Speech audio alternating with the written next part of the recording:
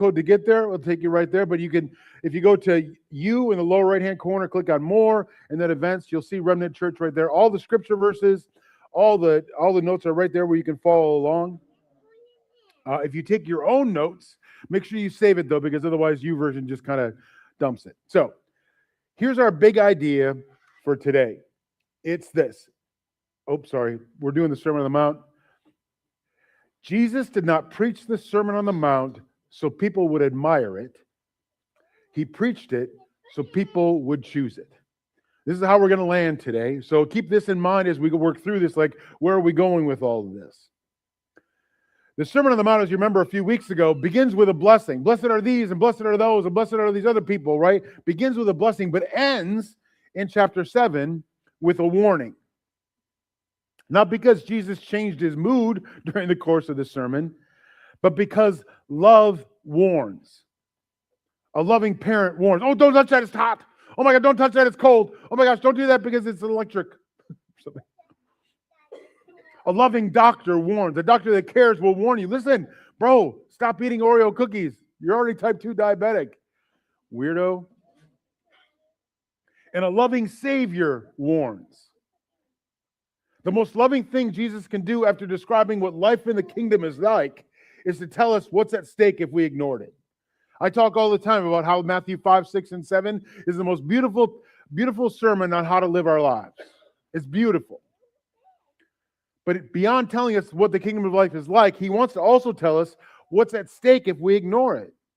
So the final section of the Sermon on the Mount is filled with uncomfortable language. Talk about like narrow gates. He talks about like narrow is the gate and wide is the way and blah, blah, blah. He talks about bad fruit, how you can tell like the way how someone lives and the fruit of their lives, like what's one thing or the other. So there's good fruit and there's bad fruit. He talks about people who could come to him saying, listen, I'm super religious. I'm like all super extra religious. And Jesus will say, I never knew you. Get out. Jesus says.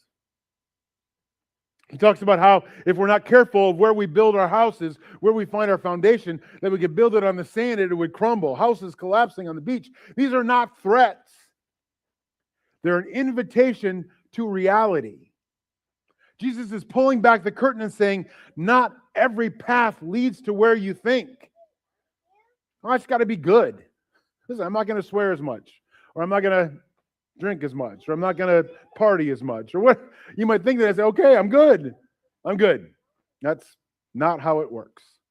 It's not how it works at all. So first we'll talk about the two gates. How the kingdom requires you to make a decision. It says this in Matthew 17, 13 through 14. You can enter God's kingdom only through the narrow gate. The highway to hell. That was playing in Brandon's truck the other day when I got into it. I'm just kidding, not that song, but a song probably much like it. Anyway, so the highway to hell is broad and the gate is wide for many who choose that way. But the gateway to life is very narrow and the road is difficult and only a few ever find it. The modern assumption is that all roads eventually lead to God. We hear that all the time. Listen, you can do whatever you want. As long as you're faithful to something, as long as you're faithful and dedicated to something, you get to go to heaven. Ugh. I don't know, bro. Not the way that I understand it. Now, it might be true, I guess. I could have it wrong. You know, we could have it wrong for 2,000 years, but I don't think it works that way. I don't think I could be a really great, I don't want to sit picking one anything. I could be a really great something, and it won't lead me to heaven. Because the Bible's really clear. Jesus is really clear about what it takes to go to heaven. And it's not everybody gets to go. It's not a free ride. As long as you're good and don't drink too much or swear too much or steal, or you go to church someplace every week, then you get to go. That's not the formula. Jesus says otherwise, not arrogantly, not angrily, but just plainly. There are two roads. One leads to life and one does not. One is narrow, one is wide. But notice something important. Jesus never says the narrow road is hidden. He just says it's difficult. It's not a secret gate. It's not a secret path. It's not a secret highway. It's just difficult. It's this wide. The problem isn't that nobody can find it. The problem is that too many people don't want it. I don't want to hassle with the narrow road. I don't want to hassle with the narrow gate. I like living my life how I live my life. I don't want anyone to tell me what to do. They don't want the hassle of the narrow.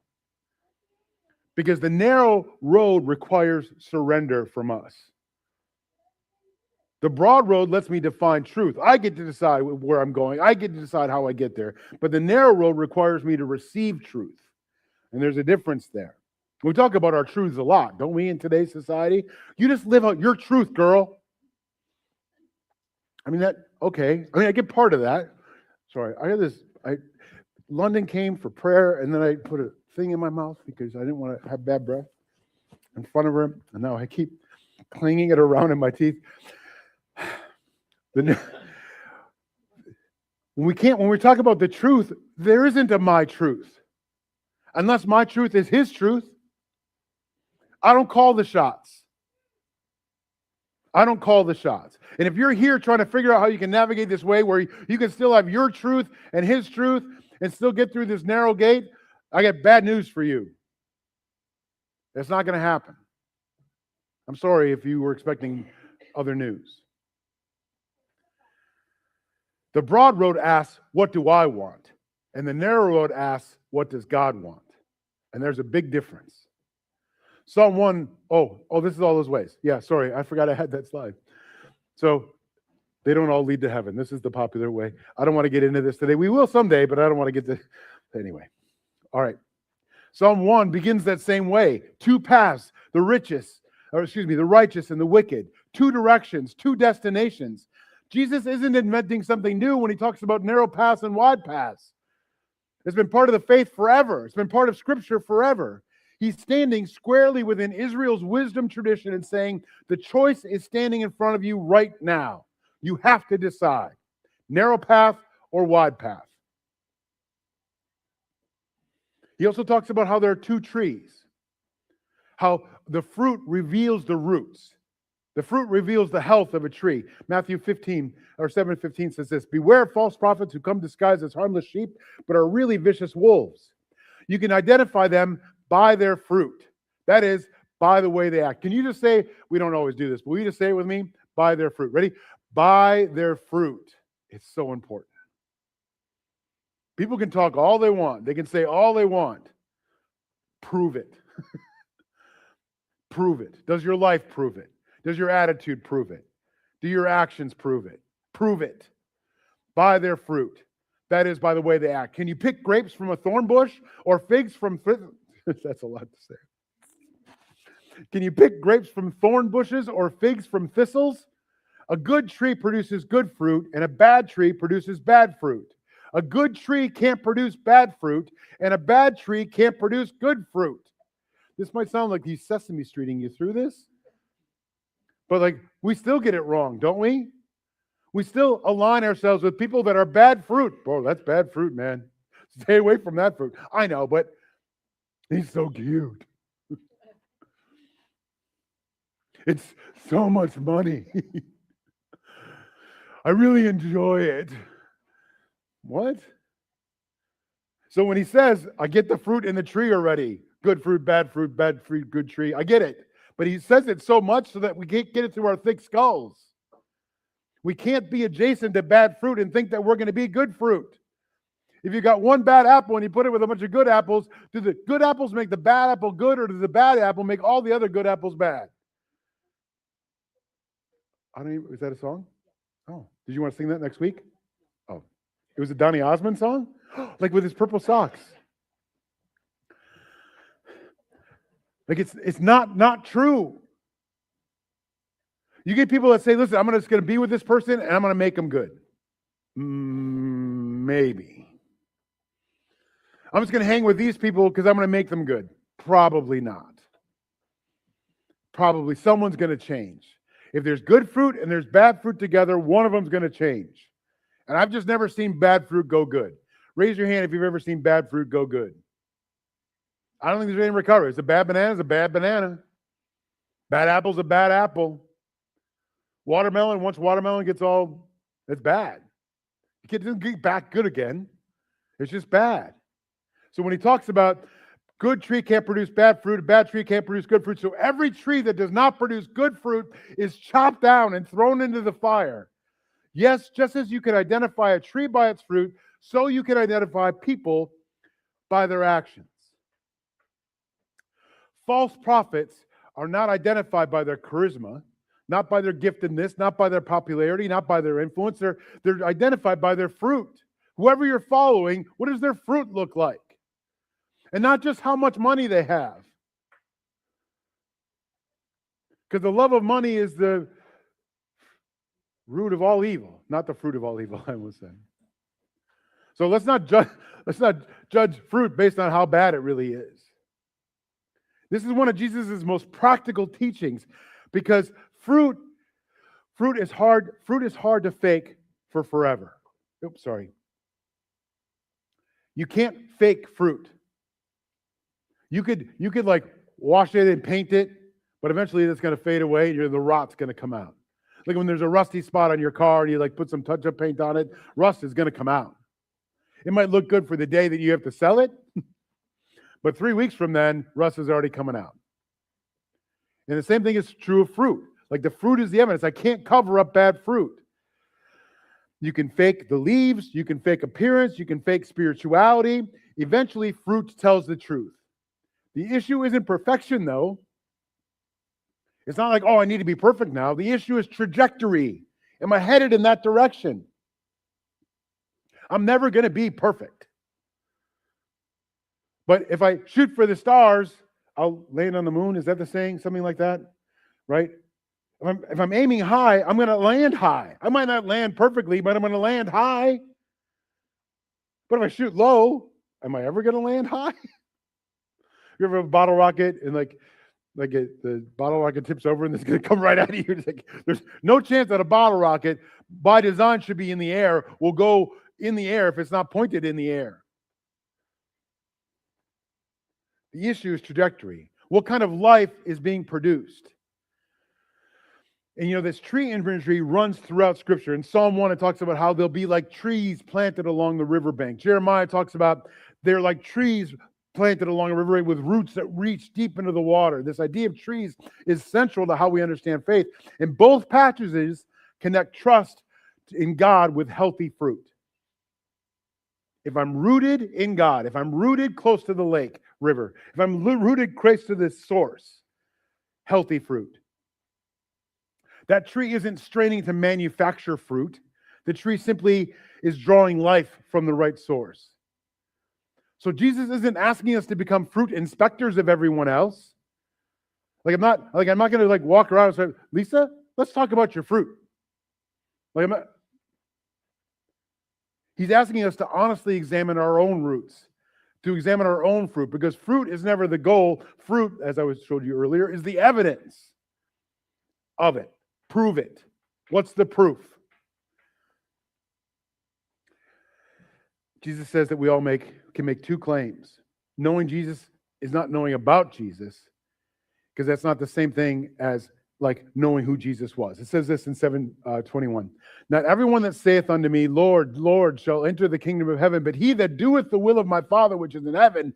Many will say to me in that day, Lord, Lord, have we not prophesied in thy name? In thy name have we not cast out devils? In thy name have we not done many wonderful works? And then I will press unto them, I never knew you, depart from me, ye that work in iniquity. Or in everyday language, not all who sound religious are really godly people. They may refer to me as Lord, but still won't get to heaven. For the decisive question is whether they obey my Father in heaven. At the judgment, many will tell me, Lord, Lord, we told others about you, and we used your name to cast out demons and to do many other great miracles. But I will reply, you have never been mine. Go away, for your deeds are evil. Golly. This is a haunting verse. Am I doing enough? Am I doing the right? I'm sure there's plenty of guys that stand up on a table like this with an iPad like this in front of people like this, and they're saying, Lord, Lord. And maybe they'll get there and he'll say, you have never been mine. Go away. Woof. And you might do that. I go to church all the time. I'm doing this. I'm doing that. I'm doing this. I'm doing that. This may be the most unsettling paragraph in the entire sermon, because Jesus isn't speaking to pagans about this. He's not saying, oh, you go to the temple of Artemis and blah, blah, blah. He's like, no, you say we're doing all this in the name of God. He's not speaking to atheists. He's speaking not to people who've rejected God. He's speaking to people who thought they were doing fine. People who believed they were on the right road. People who were shocked to discover that they weren't. Notice their defense. They say, Lord, Lord, we prophesied in your name. We cast out demons. We performed many miracles. They immediately begin listing their accomplishments. And they present this spiritual resume. You ever been around people that are always reading you the resume? Just can't wait to tell you what they just got done doing, how big this is, or how successful that is. People in the religious circles do that too. Well, I prayed for someone and their back was healed today. Ugh.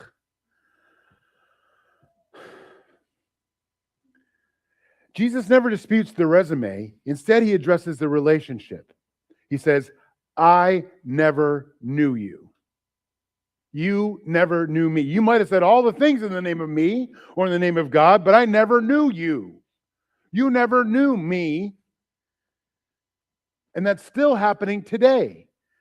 If Jesus asked many church people why they belong to him, we might respond exactly the same way. Well, I attended church, I volunteer, I serve on a team, I give some money, I know my Bible, I was baptized, I teach, I pray, I vote the right way, I believe the right doctrines.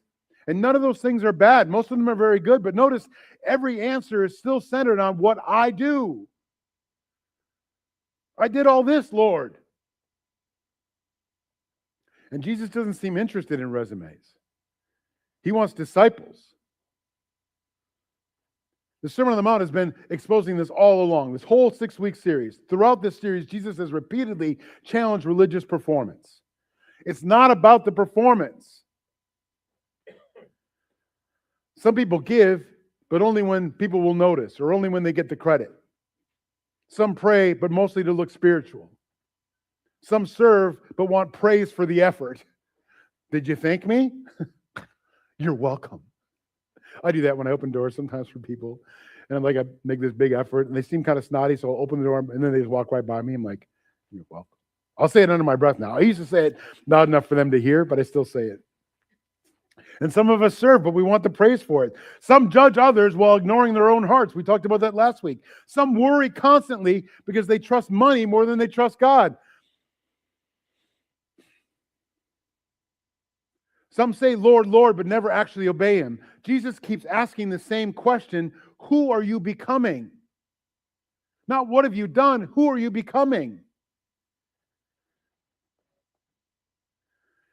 You can post Bible verses every day and still refuse to forgive your brother. You can, all day long, you can be on the social media, la, la, la, and still be a jerk. You can sing worship songs with tears in your eyes and still treat your spouse terribly. Oh, I'm so moved by worship today, Lord. And then you're an absolute butthead in the car. You could know Greek word studies and never know of your neighbor. You can fight every cultural war online and completely miss the fruit of the Spirit. You can defend Christianity without actually following Christ. You can be deeply offended by the sins of others while remaining blind to your own pride. You can spend 6 weeks studying the Sermon on the Mount and still avoid the simple things. Jesus actually tells us to do this. Oh, that's what I told some people say. He says to love your enemies and forgive your family and to apologize to your spouse and to reconcile with your friend, to trust God with your finances and your tomorrow. Take responsibility for your own faults and ask for help. Tell the truth when a lie would be easier and go the extra mile. Are we doing these things? Or are you just walking around with your Jesus shirt on, right? Jesus fish on your car. Worship move me today. Golly. Jesus isn't about the fake. He's not about your performance. Because some people are really good at the performance. Some people can really fake it well. And you get them on one-to-one, you're like, oh my gosh, you're a total bleep hole. What in the world? Where did this come from? That's why you were like, oh, the Spirit. And it happens. And I'm not saying it's happening for you. Where's the fruit? Does the fruit look like this? These aren't 10 commandments, by the way. I don't know how many there are, but these aren't the 10 commandments necessarily. But he specifically teaches us this is what our life looks like. This is what our life looks like. Are you doing it? And there's plenty of things on this list that are like I'm having a problem with. And I'm trying to change my trajectory, trying to be better about it. But this is what Jesus tells us to do. It's possible to admire Jesus and still avoid obeying him, still ignore these things. And that's what makes this verse so unsettling. The scariest possibility isn't that someone rejects Jesus. The scariest possibility is that someone who spends years around Jesus without ever surrendering to him, without ever doing this. If they spend their whole life doing this other thing, I do all this, but they never do any of this, those are the people that will hear, go away. I didn't even know you, bro. Oh, God. Close enough to learn the language, close enough to know the songs, close enough to know the answers, yet somehow never becoming like him. Is your life changing? I know most of you in here, we've been together for a while, right? Is your life changing? If it's not changing because you're part of this family, if it's not changing because you're under this teaching, or it's not changing because you're part of these discussions, bro, go somewhere and find someone that's going to change you. Your life should be changing. And I see it in so many of you. What does knowing Jesus look like? Knowing Jesus is not perfection. David knew God and failed repeatedly. Judas knew Jesus and failed fantastically. Peter knew Jesus and failed repeatedly. The disciples knew Jesus and misunderstood him constantly. It's not about the performance, it's not about the results that you achieve. Knowing Jesus means your life is increasingly oriented around him. Are you more like Jesus today than you were last week? If it's true, when he corrects you, you listen. When he convicts you, you respond. When he leads you, you follow. When you fail, you return. It's relationship, not performance. Direction, not perfection. And that's where we have to land. So if someone examines your life, not your church attendance or what you post on social media, your bumper sticker or your t-shirt, not your religious vocabulary, but your actual life, would they conclude that you know Jesus? That's a Jesus person right there. I had a wedding on Friday night at Thornberry Creek, which is normally a really nice place for a wedding. And because it was Friday night, one of the meals you could get was a Wisconsin fish fry. I'm like, oh, that'd be fun. Not really thinking about how the fact when you make 300 meals that they don't all get made one at a time, right? They get made a bunch at a time. And so apparently they made the fish first. And so when they brought it out, the batter was really rubbery and chewy. It was a little bit cool. Anyway, that's not the story. The story is there was this woman who was really kind to me. And so at the end of the night, I said, usually like an aunt or something. And I said, listen, you had no reason to be kind to me, but I wanted to thank you for your kindness towards me. And she said, you have to hear that all the time.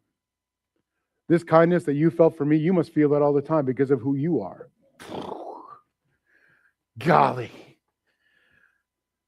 Do people, not that I want you to be me, don't be me. But can people say that about you? People are like, gosh darn, that person's so kind. Gosh darn, that person is so present. Gosh darn, that person is so loving. Gosh darn, that person is so... Are they saying that about you? Because that seems like a fruit to me. They'll know Jesus because of that before they know Jesus because I know what Psalm 23 says or Ephesians something says. I don't even know memory verses that I should know. Don't tell your dad. He's not in the room right now. Oh, dang it. They're going to know Jesus before I know my memory, they're going to know Jesus by who I am, by how they're loved, by how they see forgiveness in me, humility in me, generosity in me, mercy in me, trust in me, love in me. Because eventually, reality tells the truth. I can't fake that.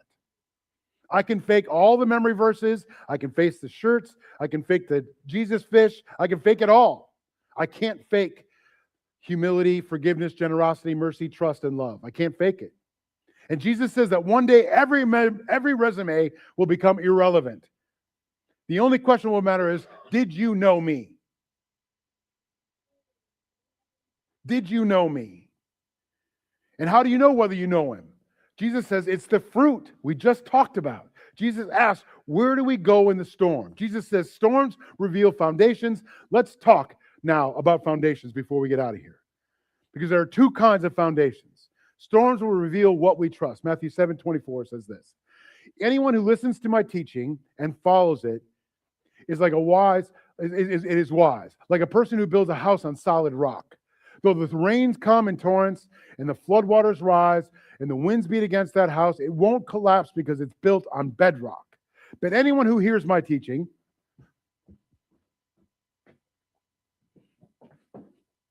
and doesn't obey, it's foolish. Like a person who builds a house on sand. When the rains and floods come and the winds beat against it, that house will collapse with a mighty crash. There was a song when I was a kid. Don't build your house on a sandy land. Don't build it too near the shore. Well, it might look kind of nice, but you'll have to build it twice. You got to build your house once more. You got to build your house on a rock. Make your firm foundation on a solid spot. And when the storms may come and go. See how I'm changing the chords? Come and go. The peace of God you'll know. No one else knows that song? Okay, thanks. Yes. I feel like, yeah, there's like, yeah. Because that's what white people need. They're all not here to help us, but white people need actions because they can't think of it to do them themselves. Like if you go to a wedding, white people all come out for like, tell me I'm right. Right? They come out for like the soupsy slide. What's it called? The cha-cha slide, right? And there's another one like that where there's like motions. The white people like the motions because none of them could think to just dance by themselves. There has to be motions. Sorry, I'm not trying to pick on white people. Sorry. But it's true. It's funny. Right? So notice how both builders hear and both builders build and both experience storms. We've talked about this. There's nothing about this life that says there won't be storms. Nothing.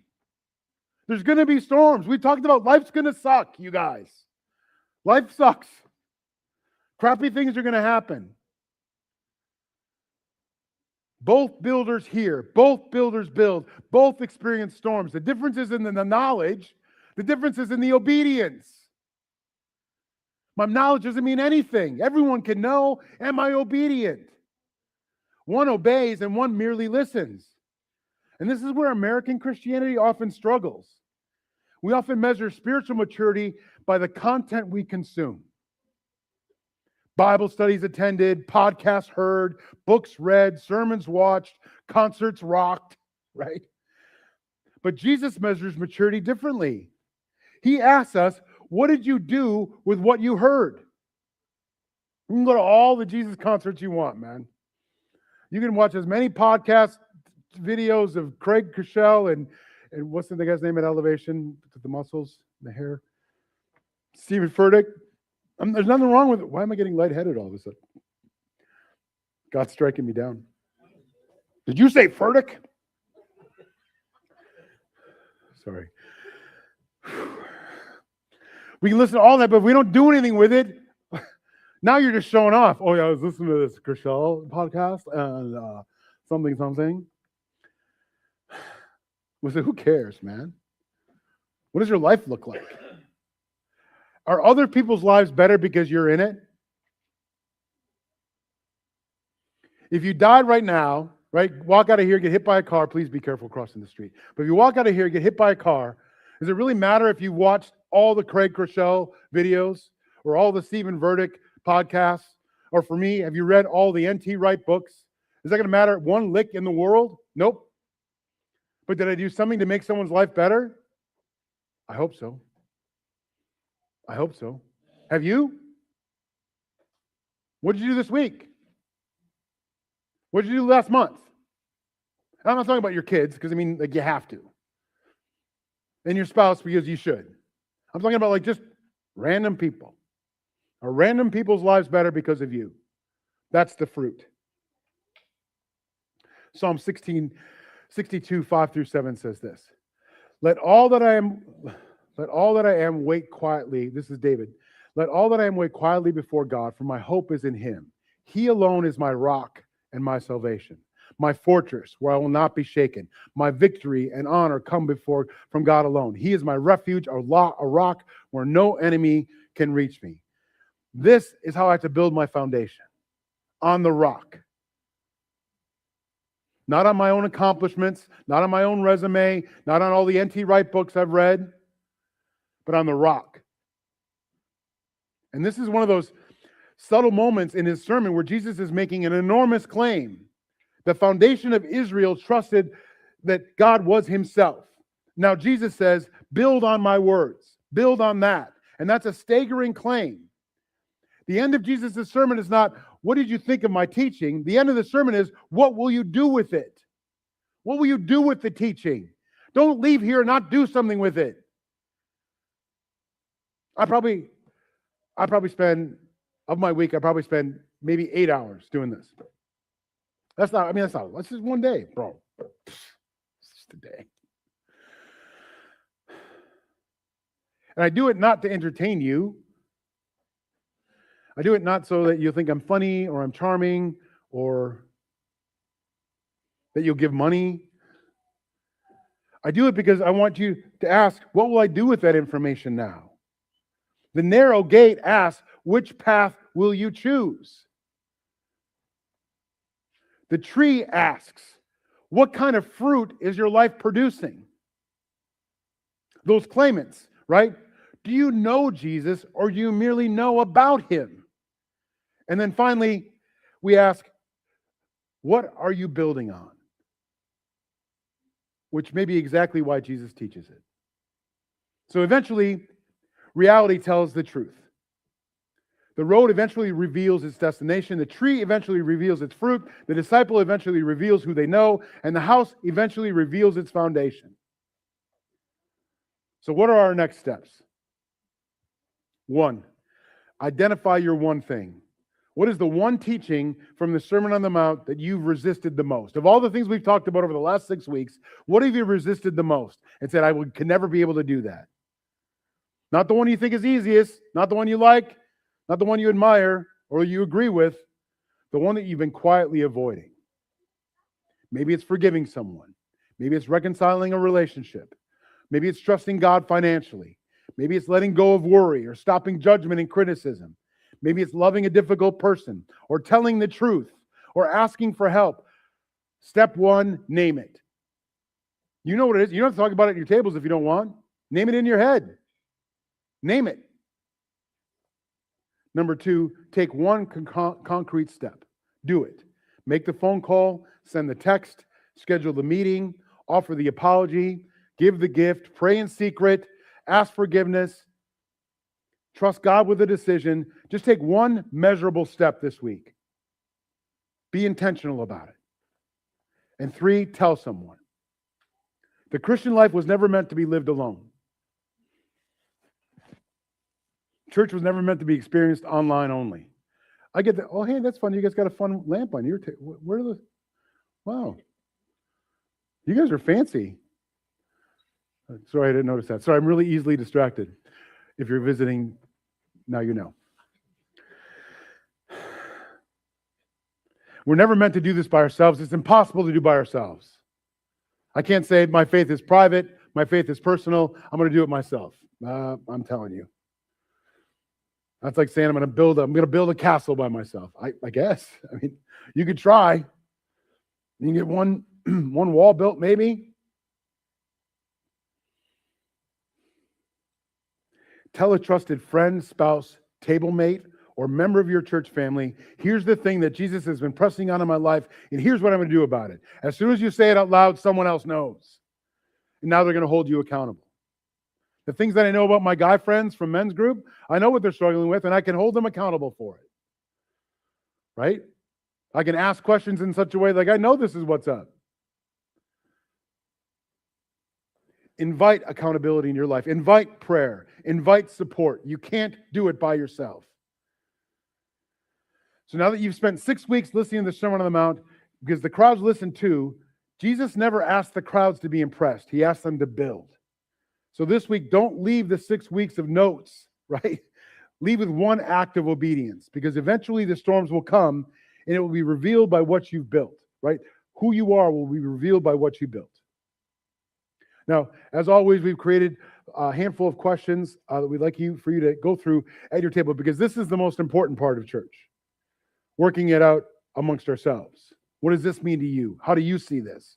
This is where we're edified. This is where we're built. This is the only thing that really matters. So let's just take 15 minutes to talk about these questions, and then I'll come up and close and we'll get out of here and enjoy the beautiful day.